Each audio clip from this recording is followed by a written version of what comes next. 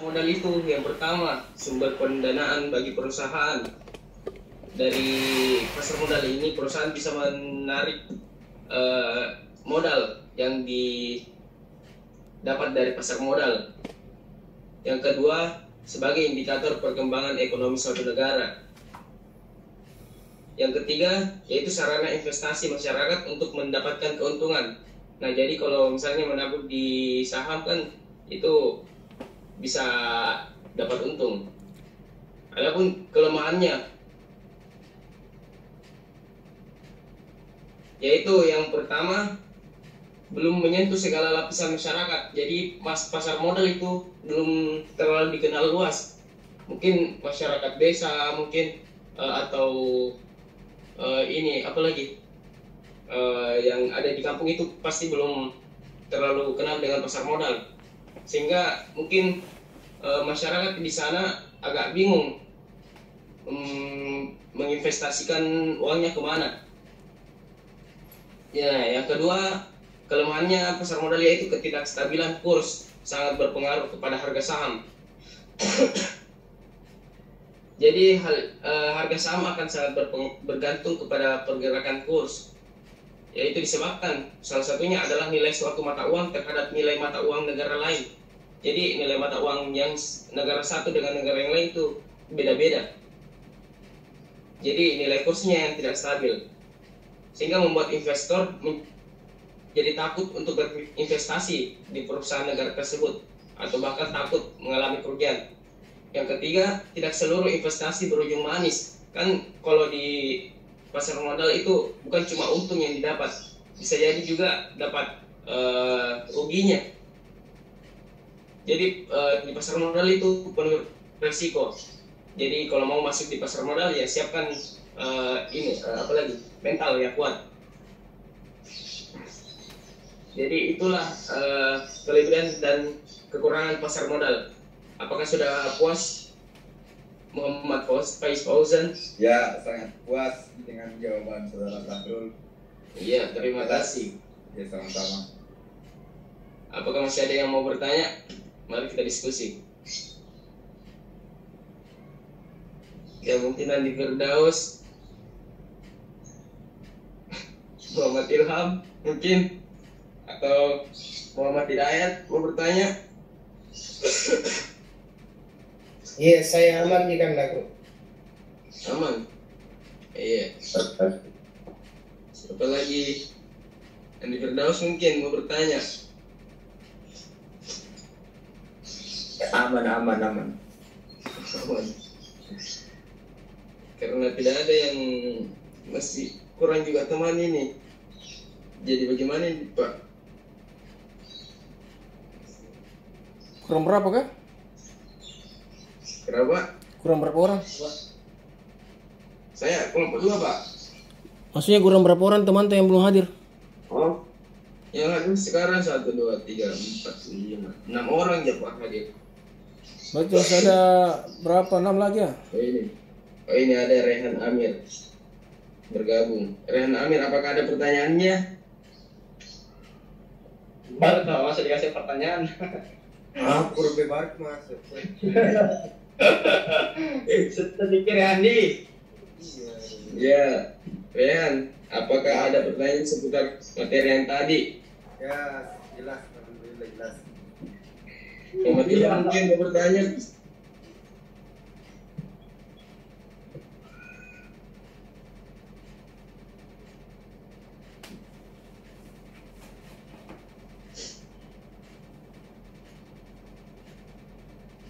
Jadi materi kelompok kami tuh yang pertama perseroan terbatas, tentang perseroan terbatas. Yang kedua tentang hukum kepailitan, yang ketiga kredit dan hukum perjanjian jaminan, dan yang keempat hukum pasar modal. Sempat ada mau bertanya seputar itu materi.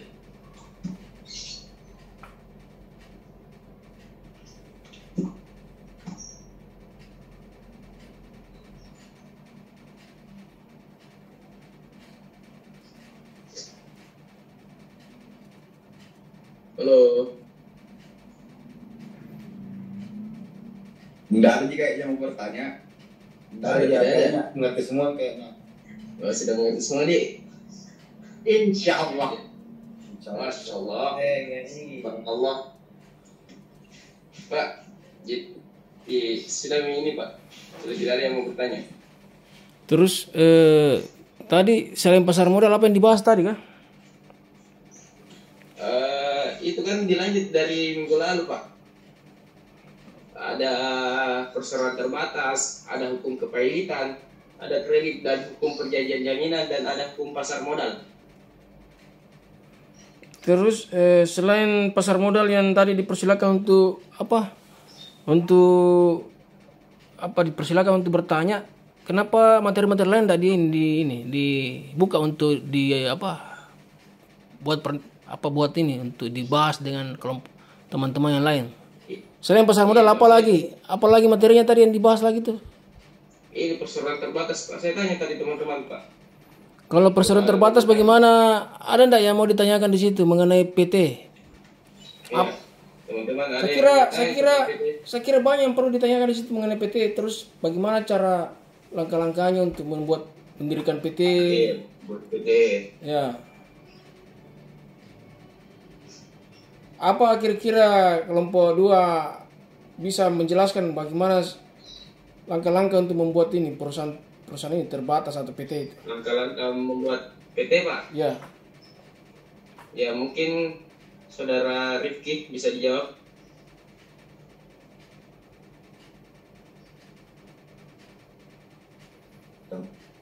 Apa lagi langkah-langkah pembuatan PT? PT. Tunggu Pak.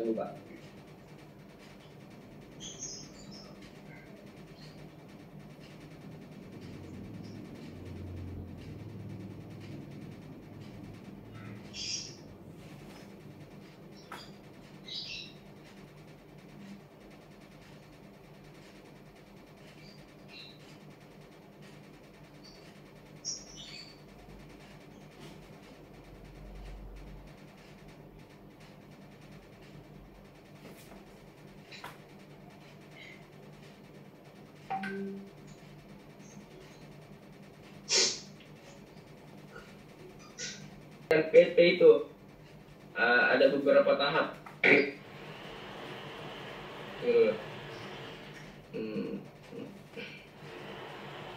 Itu yang pertama, langkah pertama, pengajuan nama perseroan terbatas.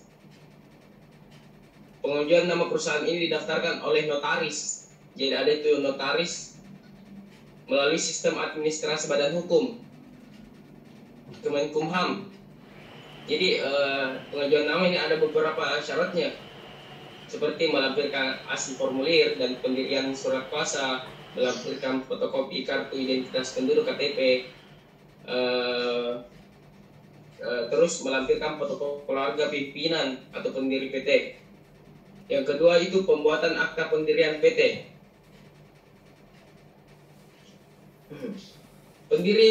Pembuatan akta pendirian dilakukan oleh notaris yang berwenang di seluruh wilayah negara Republik Indonesia. Untuk selanjutnya mendapatkan persetujuan dari Menteri Kemenkumham.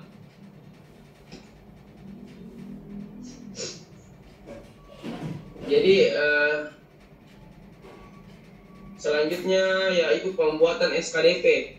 Jadi permohonan SKDP ini yaitu surat keterangan domisili perusahaan yang dimana diajukan kepada kantor kelurahan sesuai dengan alamat kantor PT Anda berada.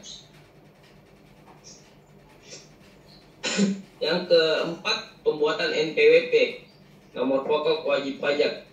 Permohonan pendaftaran NPWP diajukan kepada Kepala Kantor Pelayanan Pajak sesuai dengan keberadaan domisili perseroan terbatas. Persyaratan lain yang dibutuhkan seperti NPWP pribadi Direktur PT, fotokopi KTP Direktur, SKDP dan akta pendirian PT. Yang selanjutnya, yang kelima, pembuatan anggaran dasar perseroan. Permohonan ini diajukan kepada Menteri Kemenkumham untuk mendapatkan pengesahan anggaran dasar perseroan atau yang dimaksud dengan akta pendirian sebagai badan hukum PT sesuai dengan Undang-Undang PT. Yang keenam, mengajukan SIUP. SIUP ini berguna agar PT dapat menjalankan kegiatan usahanya.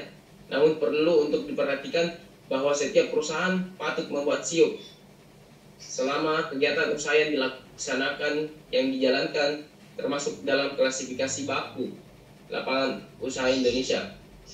Sebagaimana peraturan Kepala Badan Pusat Statistik nomor 57 tahun 2009. Jadi SIUP itu kepanjangan dari Surat Izin Usaha Perdagangan.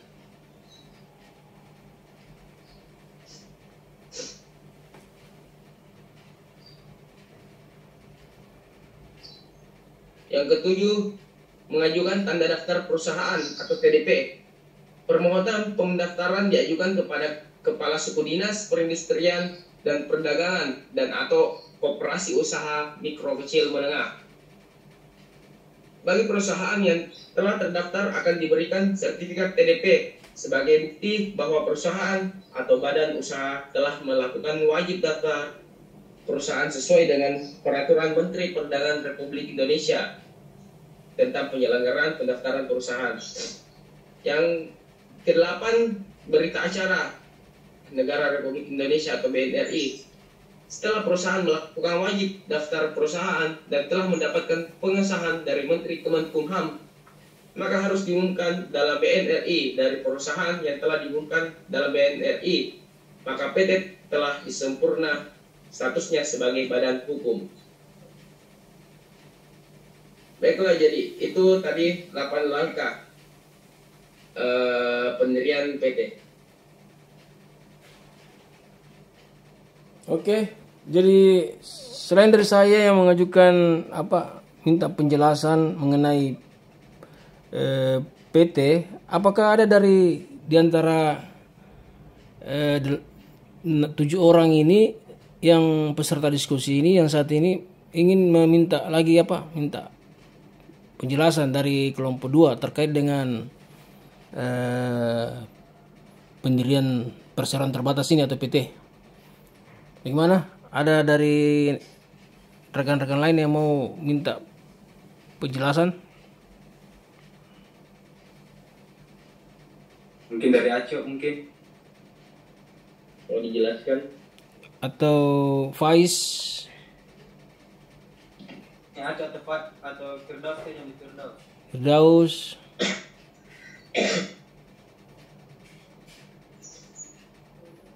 Terus atau dari Hidayat, Muhammad Hidayat, ada yang mau ditanyakan terkait dengan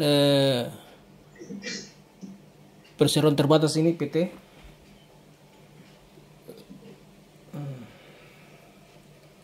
Ya mungkin Muhammad Hidayat. Terus ini dibahas enggak dengan materi fidusia? Dibahas ya?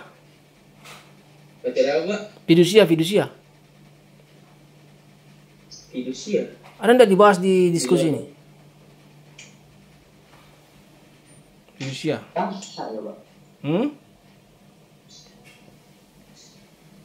Fidusia.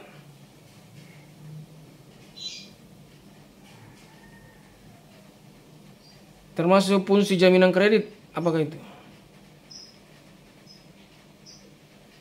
Fungsi jaminan kredit masuk, Pak. Masuk toh? Iya, ada. Coba sebutkan tadi apa lagi yang dibahas materinya tadi? Yang pertama apa tuh?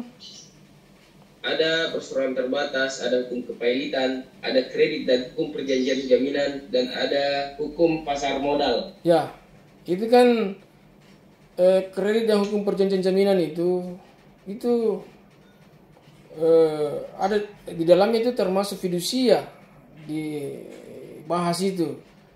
Yang saya mau tanyakan, sejak kapan itu fidusia mulai berlaku di perusahaan, termasuk perusahaan pembiayaan begitu, kayak perusahaan kredit motor atau mobil gitu. Sejak kapan itu fidusia berlaku di Indonesia?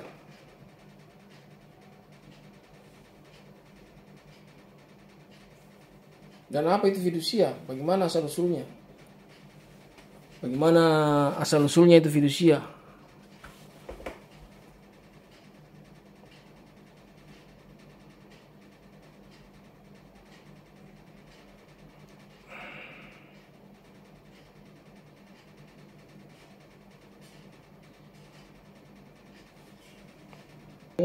istilah hukum yang mengatur perpindahan hak atas suatu barang atau benda. Istilah misalnya untuk pengajuan pinjaman terkait KPR, pinjaman modal, kredit kendaraan bermotor, dan lain sebagainya.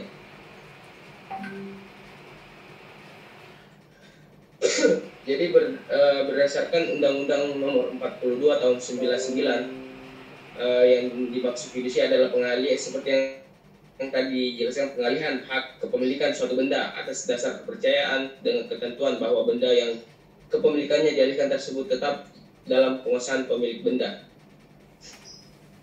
Sedangkan menurut Otoritas Jasa Keuangan, fidusia diartikan sebagai pengikatan barang bergerak sebagai jaminan kredit. Barang jaminan dikuasai oleh debitur, tetapi kepemilikannya diserahkan atas dasar kepercayaan kepada kreditur. Misalnya begini, Anda meminjam sejumlah dana untuk modal usaha kepada perusahaan pembiayaan. Pinjaman yang Anda pilih berupa pinjaman jaminan BPKB motor. Pada praktiknya, hak kepemilikan motor telah berpindah ke pihak kreditur karena Anda menjaminkan BPKB motor milik Anda. Akan tetapi, Anda masih bisa menggunakan motor tersebut untuk mobilitas sehari-hari. Hak kepemilikan motor akan sepenuhnya kembali kepada milik Anda jika pinjaman yang Anda telah selesai atau berhasil dilunasi. Selain pinjaman dana, contoh lainnya yang paling sering kita temui dalam kehidupan sehari-hari yaitu kredit motor. Meskipun motor yang ada atas nama Anda, pihak kredit tetaplah pemilik motor sampai dengan Anda melunasi kredit tersebut.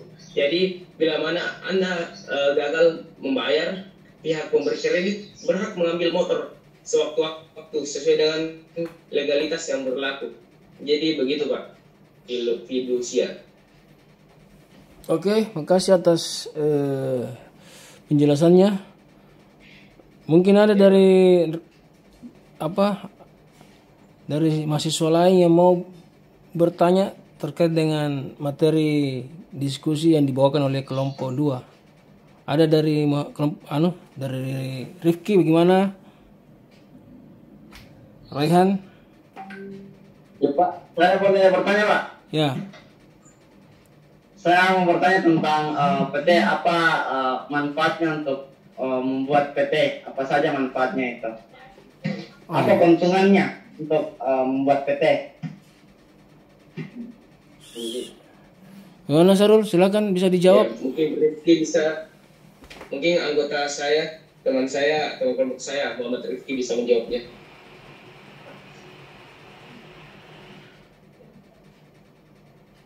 Terima kasih sebelumnya. Ya, terima kasih atas pertanyaannya Muhammad Ilham. Mohon menunggu.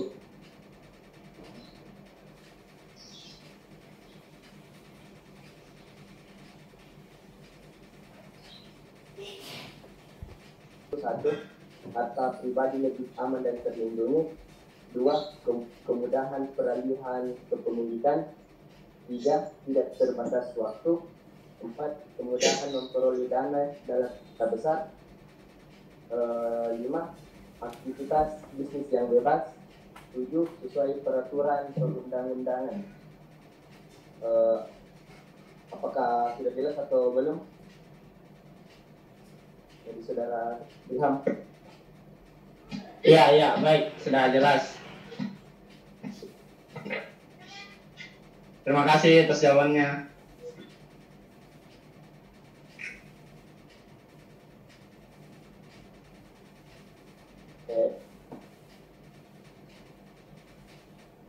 Teman, apa masih ada yang mau bertanya?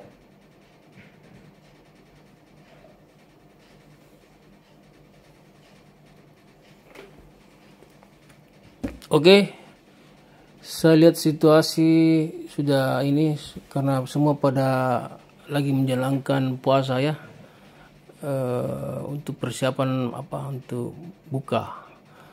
Barangkali Sarul bisa tutup diskusi pada sore hari ini. Silakan. Baik Pak. Terima kasih atas perhatian teman-teman. Jadi itulah presentasi dari kelompok kami. Jadi mohon maaf bila ada salah kata. dan ada kekurangan dalam presentasi kami.